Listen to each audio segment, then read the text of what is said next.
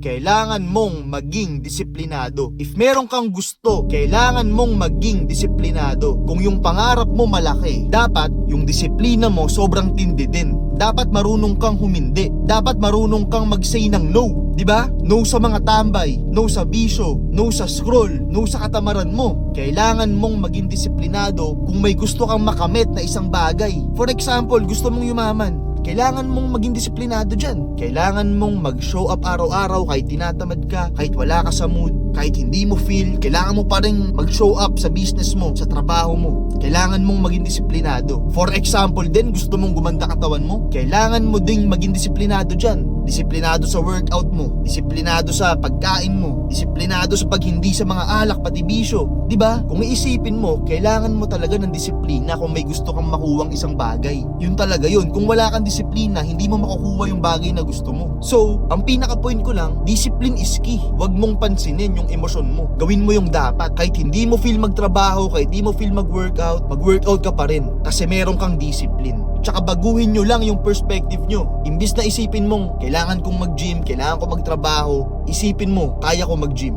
kaya ko magtrabaho. Kasi may ibang mga tao, hindi na makapagtrabaho, hindi na makapag-gym, injured, tsaka wala silang opportunities, 'di ba? So ayun mga G, galingan natin palagi.